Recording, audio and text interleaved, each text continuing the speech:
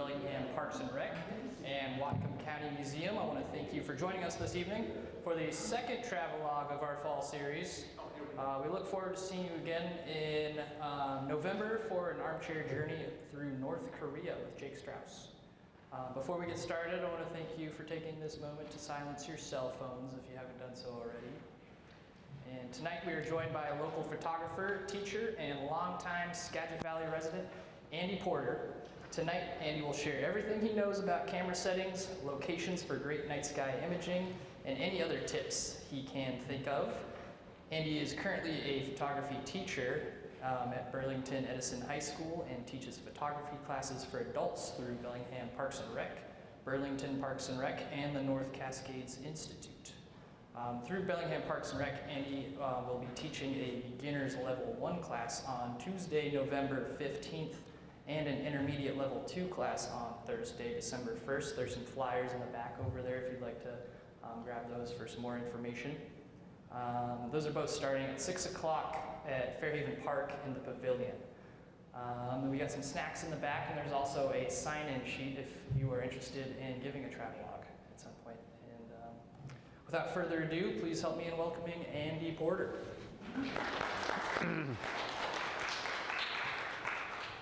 Thank you very much. Thanks for coming out tonight. And for those of you that are viewing at home, hello. That's funny, right? Anyway, so my name is Andy Porter. I'm originally from the East Coast. I'll admit that to you right up front. And so I originally came out west when I was 16 on an outward bound program. That's actually what got me started interested in being interested in the outdoors and photography. And I went back and forth between the East Coast and the West Coast quite a few times, traveling back and forth, hitchhiking mostly back in the 70s. I think I hitchhiked across the country 7 times back and forth, and visited a lot of places. But for me, I've always been in love with the West, and then specifically with Skagit Valley. So I'm happy to be a denizen of Cedro-Woolley now. I've lived in Skagit Valley since 2004. And when I moved to the valley, I started taking pictures of the national parks and so forth, and decided to sort of make a profession of it. I went to the Burlington High School to do career day, and they recruited me. I probably would have been voted in my high school as the least likely person ever to wind up as a teacher in high school, because I was expelled and all sorts of stuff, so it was very gruesome for me in high school. But somehow I'm the teacher there, and I love it. Last week I took a busload of 45 students to Artist Point for the first time. It was so cool. They're all like freaking out when we go through the S-curves at the top and stuff with the bus, right? You know what I'm saying? And we had a great time. So I'm in love with photography. I'm in love with the Skagit Valley in the Northwest. And you'll see I'm pretty excited about night sky pictures. So let me find my clicker over here, and we'll get started. This is an image from there we go. That's much better. This is from Bryce Canyon National Park. That's Sunrise Point. That's not actually sunrise. I think the picture was taken at about 1 a.m. It's one of my favorite night sky pictures. But anyway, the story starts here. What got me started in night sky photography was this image. This was in National Geographic probably 10 or 15 years ago. Honestly, I feel bad that I don't know the name of the person that took the picture, but whatever. I saw his picture in National Geo, and I just went nuts. I mean, like look at this thing. He's got it like that's Crater Lake, in case you didn't know. You can see Wizard Island in the background. You got the Milky Way arcing across there. He's got his tent perfectly illuminated there in the foreground. Look at that, right? He's show-off is doing a snow angel there, and his headlamp. Look at it. It's perfect, right? I'm looking at this. I'm like, damn, you know, like, wow. And I went nuts looking at that picture. And so that's what got me started. You know, how to do that, right? Like the technical part of it, and then obviously getting there is going to be half the deal, right? So I spent some time learning about it and figuring out how to do it and so forth. And these are some recent pictures I've taken. This one is, some of you may recognize from the Winchester Mountain Lookout. That's Winchester Mountain Lookout. And that's the aurora borealis there in the background looking good. So this is a pretty recent picture. This one I have a print of over there on the other side. That's, if you've ever been to La Push, then you've seen the stump. I don't know what decade the stump was washed up there, but it's going to be until the next tsunami until that thing moves, right? If you've ever seen it, it's big, right? This is an artist point. You can see a little galaxy there. Do you see that? That's pretty cool, dude. So, yeah, Mr. Porter gets pretty excited about night sky pictures. Now, interestingly enough, in the world of, photography and teaching people how to take pictures of stuff, taking images of the night sky, specifically of the Milky Way, is actually easy, technically, with the camera. What you need to have to capture night sky images is you need to have a DSLR camera and a wide-angle lens and a tripod and a cable release, just like this. And then that's it. The settings, when you go out to take pictures of the night sky, are very, very simple. And they're written down on the sheet that I gave you, by the way. But of course, in taking pictures at night, you set your mode on manual mode, and you adjust your aperture and shutter speed based on the settings here. Simply put, for those of you that are privy to the terminology of photography, you set your aperture all the way open, so you let in the most light. So whatever the number is on your lens, that's where you set it. Your shutter speed is an interesting in night sky photography. It's all based on the type of camera you have and the lens that you have.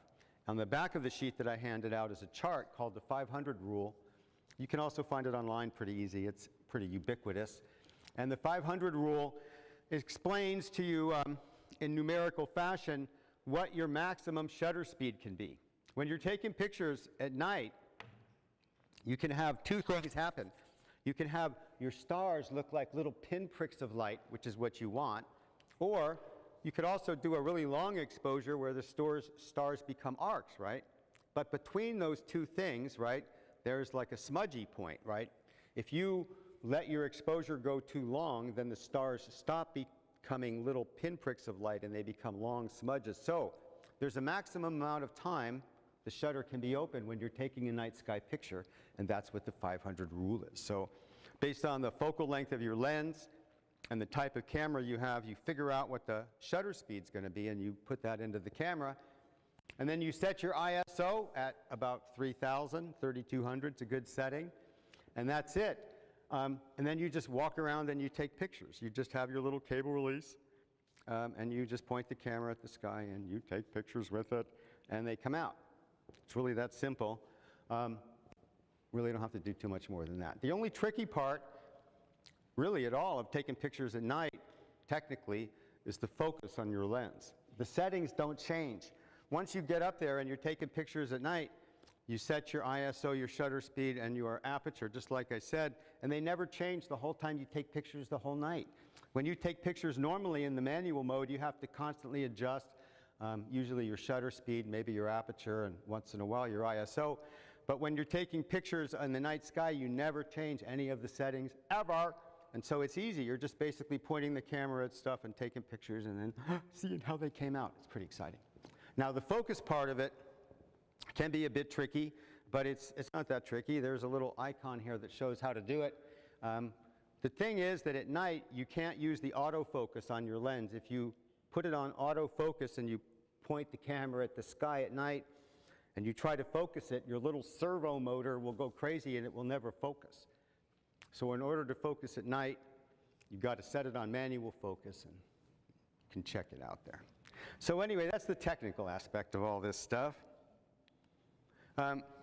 Once I sort of got rolling with it, I started traveling around the state taking pictures of the mountains with the Milky Way in them. So this is Glacier Peak over in Glacier Peak Wilderness. Now, when you take a picture with the Milky Way and you have a tent in it, you have to have somebody in the tent to man the light. The shutter speed normally for a picture like this is 30 seconds. So I got my tripod there, do you know what I mean? I'm crouched down behind the tent, and somebody's in there, and he would have the light on in the tent for maybe 1 or 2 seconds. So I'd go, turn it on, turn it off, you know, and then I'd look to see if the tent was overexposed in the picture. So Yeah, the light in the tent's got to be on for a very short period of time. Mount Rainier, here's Mount Rainier with a, and then Mount Baker. Now this is a picture we'll see again about Mount Baker. This one's cool because it appears to show that the stars emanate from the crater of Mount Baker, which I think is pretty cool. But anyway, there we go. And here we go, Mount Adams. Now, a couple of things that I've done recently have been to go to the Limekiln Lighthouse over in San Juan Island, and I have a print of that in the back as well. You can see that the windows in the lighthouse appear to glow red, and that's from some of the power strips they had on the floor in there. All right, so Limekiln Lighthouse. Now this one you can see two satellites in it, and the settings I used to take this picture were the ones that I just went over. They never change. You just got to get to the right spot at the right time. Now one of the really cool things you can do when you take pictures of the night sky is get the star trails, right? So the star trails is a bit of a different setting, and you can see what the settings are right here. When you do a star trails picture,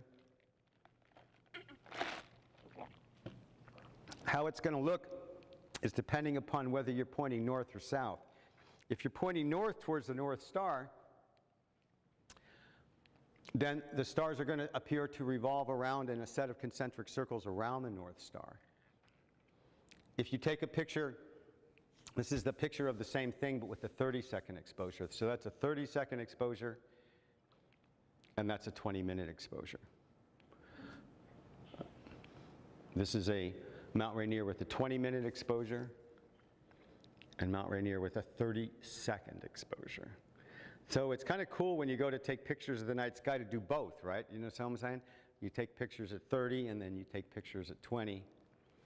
Let me get my stuff together here. All right, so this is Liberty Bell and the North Cascade Highway from the Washington Pass Overlook. So that's a 20-minute exposure facing south. And here's a 30-second exposure. Now on this one, you can see, does this work?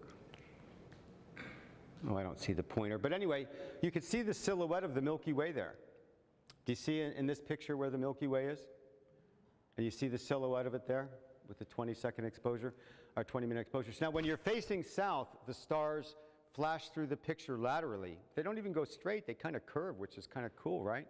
But when you face north, towards the North Star, the stars go around in concentric circles.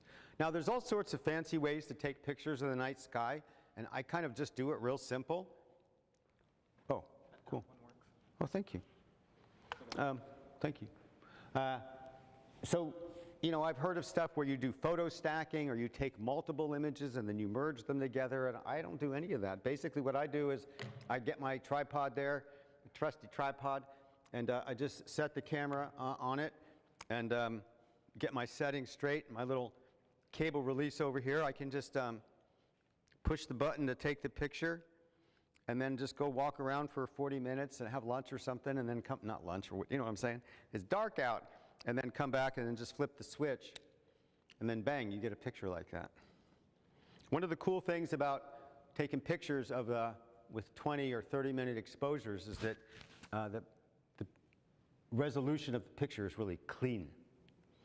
So here's Mount Rainier with the long and the short, and oh, what's this one? This is the same place and time where I took that picture of Winchester with the Aurora Borealis. That's Mount Larrabee. That's facing north, of course. There you go.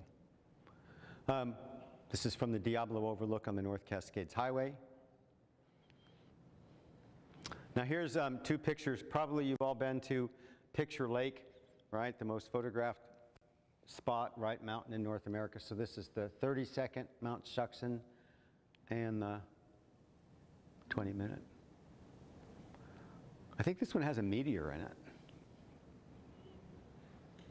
Kind of looks like it. One of the cool things about, again, just, you know, on a technical point here, when you're taking a picture at 30 seconds, your ISO's at about 3200. And so you don't get a lot of detail in the foreground. The foreground's a bit dark. And when you take a picture at 20 minutes with an ISO of 100, you get a lot more detail and resolution in the shadow part of the picture, so it tends to look a bit cleaner. I kind of like that. So I've traveled around the state quite a bit, taken pictures of night sky, different places. Now, sometimes you get the Milky Way and sometimes you don't. If you take pictures of the moon, that's a whole different lecture. Like, I've never even tried that because you need different lenses and stuff. So I just take pictures of the Milky Way. But this is from Cypress Island. I always like this picture. I've been down to Cape Disappointment not long ago and got some pictures there of the mouth of the Columbia River. And really dark sky. We'll talk a little bit more about good locations in just a minute. I've been out to Point of the Arches quite a few times. I don't know if anybody's ever hiked a Cheyenne Point of the Arches. I think it's one of the most glorious points on Earth, personally, and a great place to take night sky pictures.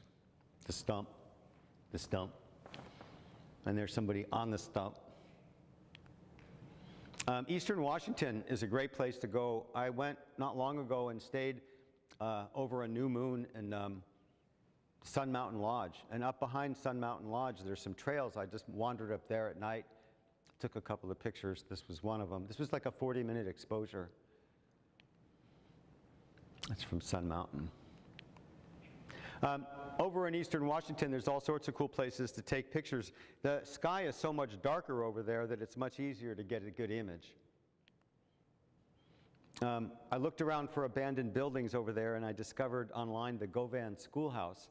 So I spent some time there. I brought a Coleman lantern, and I went in the schoolhouse and sort of illuminated it from the inside with the orange glow there. Looks like a good Halloween picture. This is Mazama, or from Mazama. That's Highway 20, the ribbon there that you see. And that's, I think, a 30 or 40-minute exposure. And this is from Eastern Washington. Now, when you go shoot the pictures for the night sky, it has to be on or near the new moon. On your calendar, you know, everybody's always seems concerned with the full moon, right? Because we want a full moon. But the new moon is the thing I'm concerned about. They're marked on all my calendars.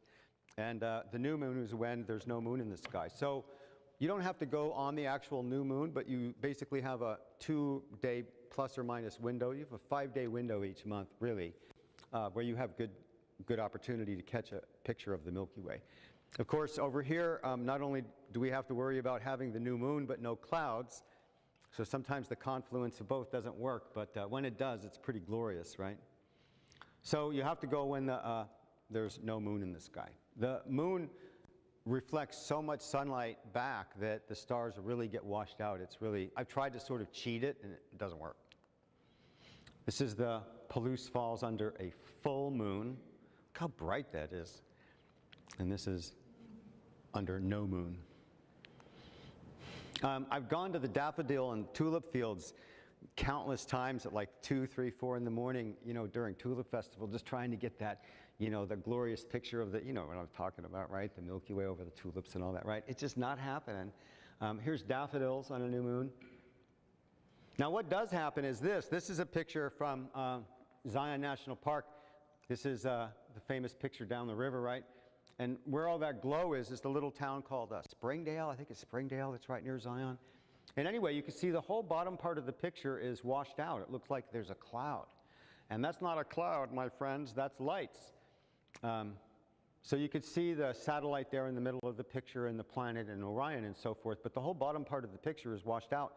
As you look at the other night sky pictures we're going to see, you'll notice that generally the sharpest and brightest part of the Milky Way is right at the horizon. Whenever you're in an area where there's a lot of light pollution, the horizon will always be washed out.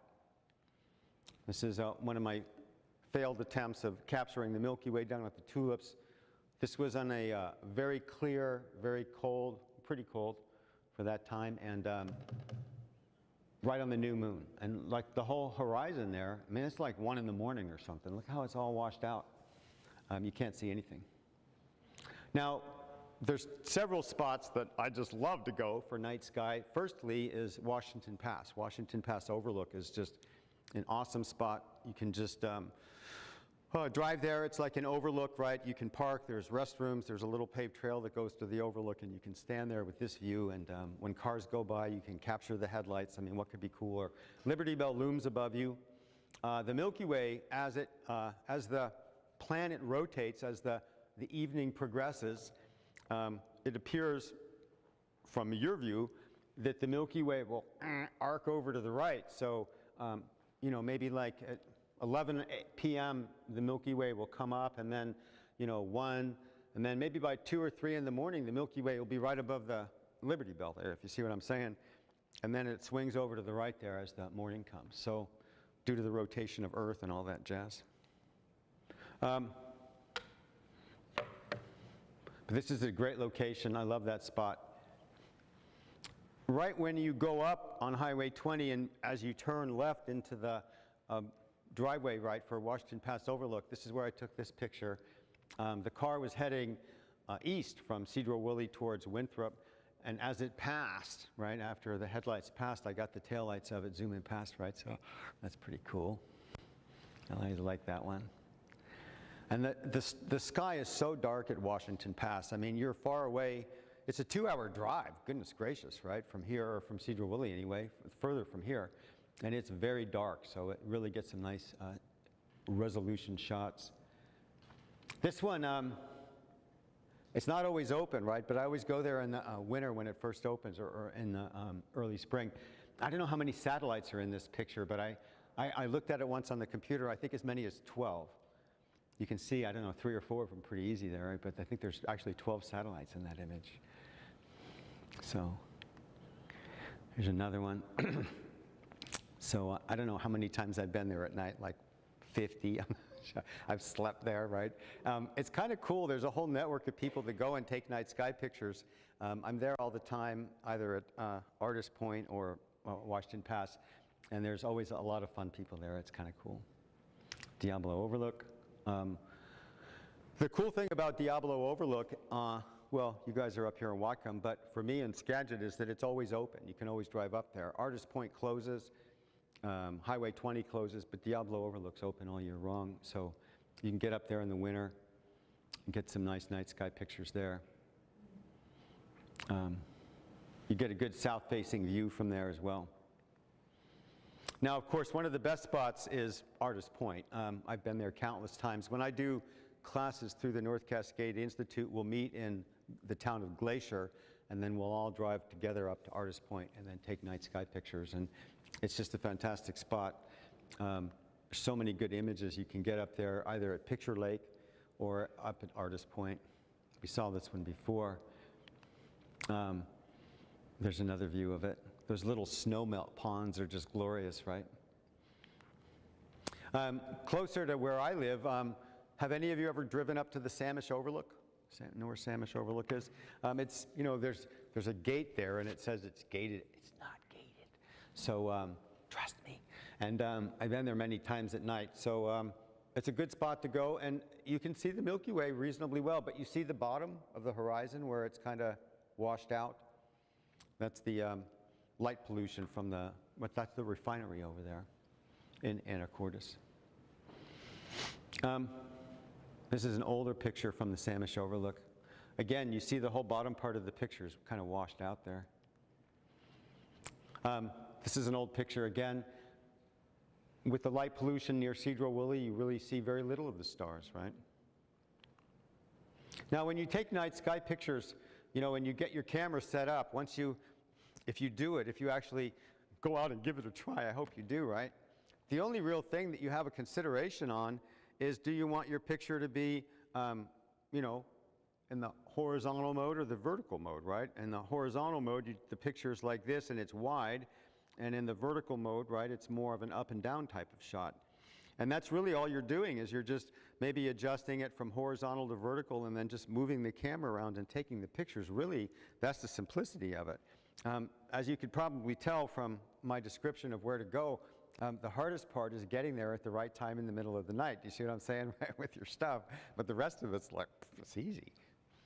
So anyway, if you look at this picture pretty close, this Mount Rainier, by the way, do you see the dots on the mountain there? There's two lines of them. They're the mountain climbers heading up from Camp Sherman and Camp Muir at 3 in the morning. I waited until 3, right, when the Milky Way was straight up and down over Mount Rainier to take the picture, and it's cool that you can see the headlights from that far away.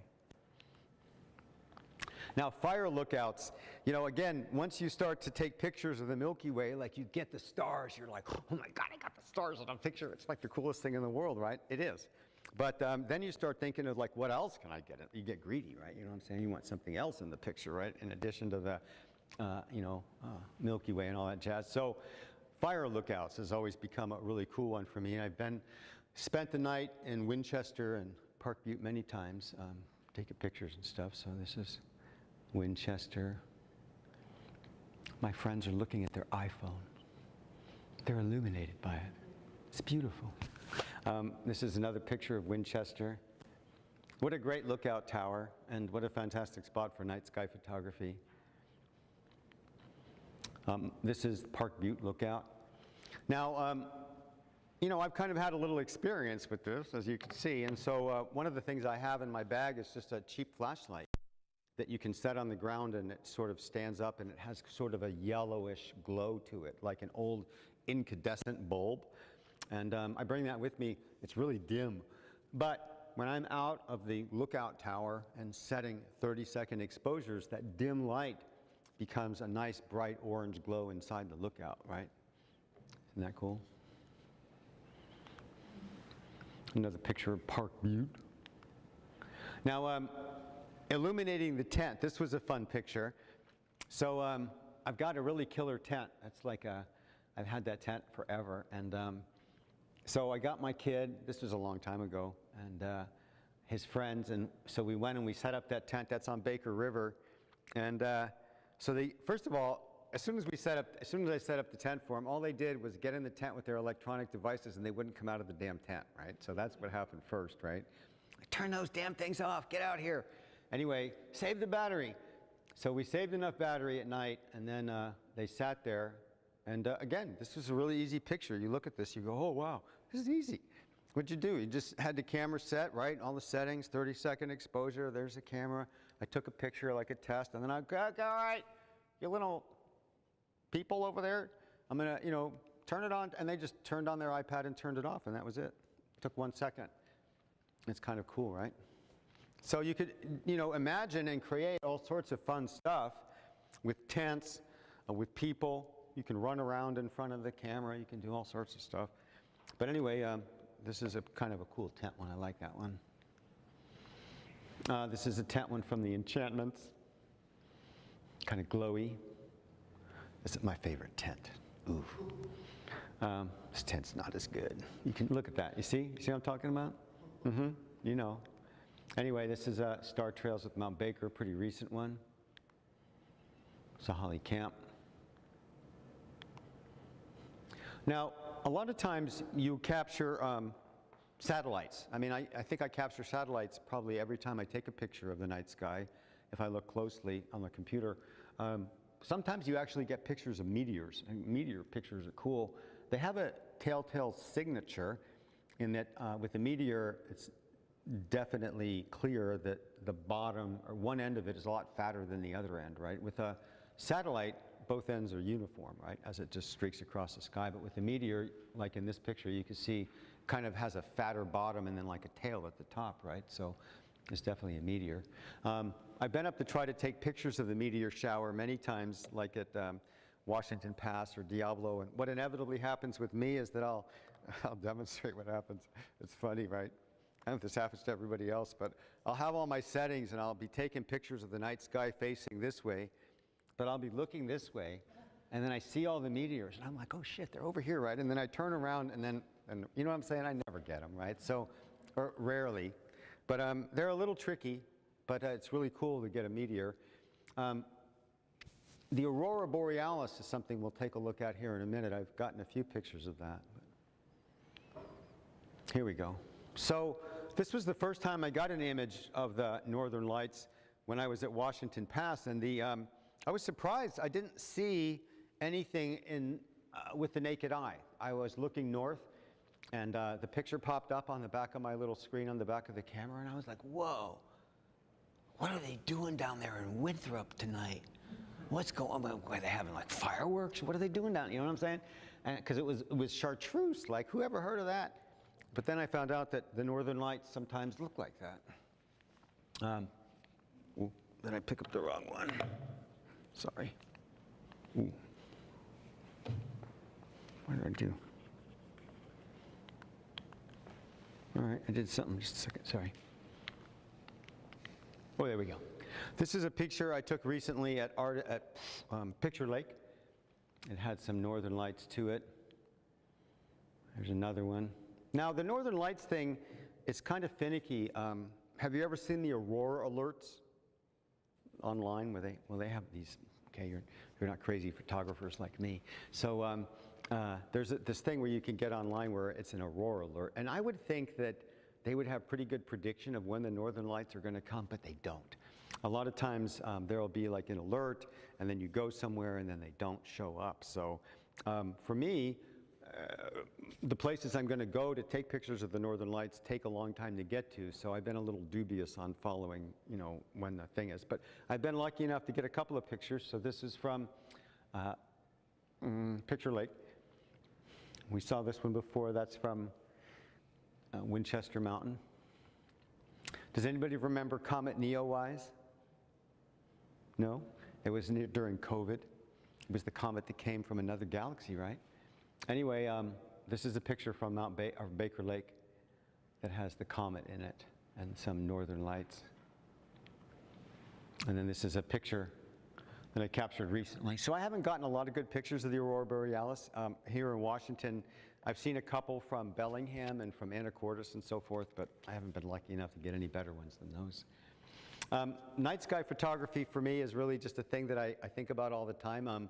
The next new moon is October 25th, and it's kind of smoky and kind of going to be cloudy and rainy next week, so I don't know where I'll go. But I look at the map and I'll try to plot places on the east side or the west side, and sometimes I take people there and all that kind of jazz. I have a website that's Andy Porter Images, and so there I have prints for sale. Some of the prints are back there. You can take a look at them. I do photo tours and lessons. I teach photography classes at Bellingham Parks and Rec, Burlington, and the North Cascades Institute. Now I'm going to hang out here for a bit. I'm basically done, but I'll be happy to answer questions and hang about for a while if anybody wants to chit-chat or ask me anything. So thanks for coming tonight, and glad you came. Thank you.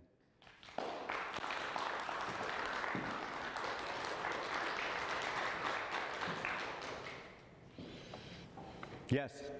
I have a thing. I bought a Christmas card a year or two ago, I think, from Village Books. Was that you? It had the Milky Way coming out of Mount Rainier. Probably not. No? I never sold them any postcards, so I don't know why they would have them, but Okay. maybe. But It just looks so familiar. no. Yeah. I loved it. No, certainly yes. Lots of people taking the same pictures, that's for sure. Okay. Thank you. You're welcome. Yes? Being on the Olympic coast, have you ever done the bioluminescence pictures? Pardon me? Bioluminescence, taking pictures of the bioluminescent waves and such? No. I've never been able to, or I don't think I even really thought much about it when I was there, so I'll try it out next time. I've seen some pictures of that stuff. It looks cool. Yes. Did you have a question too? Where do you get your equipment recommendations? Well, I've always been a equipment minimalist, right? So for a long time, you know, I just had rather simple cameras and lenses and so forth. Over there, I have a Canon, I think Mark V, or I don't know, 5D. 5D is what it is, and a 14 millimeter lens. It wasn't very expensive, so no, it doesn't have to be a lot of expensive equipment or anything to take nice night sky pictures. You really good. It's nice to have a full frame camera and a wide angle lens, and that's about it. Yes? The timing of your photos of where you're lighting up the tents, you were saying that you only wanted the light on for a couple seconds. Maybe 1 second. Wouldn't a remote flash help with that, or is it too, like, diffuse the light a little bit? Well, the way that I've been able to mitigate that when I was alone and I wanted to illuminate the tent, right, is I would just bury my headlamp under some sleeping bags and some other stuff so that it was so dim. Do you know what I mean? It was diffused. And then if it's diffused enough and you get out of the tent and you take a 30-second exposure, it'll be perfect. That's how I solve that if there's nobody with you, right? That's a good question. Yeah. I'm a tech guy and a software developer, so I'm trying to think of ways to do things easier. Yeah, yeah. There's a way. I know that I have friends that are photographers and they'll use remote flashes to backlight a scene, whatever the scene is. Yeah, yeah, yeah. Yeah, that's a lot more tricky. I just was jerry-rigging something, you know what I'm saying? Put the thing. It's nice if you DIY just like a cheap flashlight or whatever. Yeah. No, no, no. I mean, one of the things that's a mistake with photography is to run out and buy a bunch of expensive stuff, right? Buy some cheap stuff, figure out if you know how to do it and can do it, and then you can expand it from there as you go, you know what I'm saying? It's, stuff can cost a lot of money, but you can take a lot of great pictures with the simple cameras and just a wide-angle lens. That's all you need. Yes? So are you able to shoot new moon all year round, winter and summer? Yeah, the Milky Way has a different aspect in the winter than in the summer. When you take a picture of the Milky Way through the summer months, at the base of the Milky Way, it almost looks like two pillars and then some galactic Magellanic clouds that have different colors there in the middle. It looks so cool, right? And then, you know, when you see, that's when you look south. When you look north, it more looks like a single strand of stars, right? Now in the winter, even when you look south, it looks like a single strand of stars. That big, fat part of it, the aspect of it is not visible, at least from the northern hemisphere at that time of year. So the best pictures where it really looks big on the horizon are going to be July, August, September, right? And then October is not bad. And then, but once you get in December, January, March, February, all that stuff, then it's not near as heavy and fat, the Milky Way. So yeah, it's kind of interesting, the seasonal aspect of it. Yes? Can I find your schedule for photography classes here in Bellingham on the Parks and Rec? Yes, Parks and Rec site has everything there. You can see the schedule, enroll online. And there's two classes. There's a beginner's class where it's for somebody that has a DSLR and does not shoot in manual mode. And I describe how to do that in manual and the basics of using the DSLR camera. And then there's an intermediate class where I go over in detail night sky photography and a bunch of other more advanced things. So there's two different classes they have there. They're both, I think, $50, and they're at the pavilion, and they're about 2 hours long. Any other questions? Well, cool. We'll just chill out, and thanks for coming. Have a cookie. There's prints back there to look at. There's, you've got the handout. I think there's flyers for the classes. And if you want to come look at the camera, ask me any other questions, you're free. Thank you very much. Thank you. Do you have any plans to get to Fairbanks? I haven't been there. Oh my gosh, I saw that, I stayed at Borealis Base Camp, which was a real eco-friendly resort, but they have the geodesic domes that are clear, that you are supposed to be able to lay in bed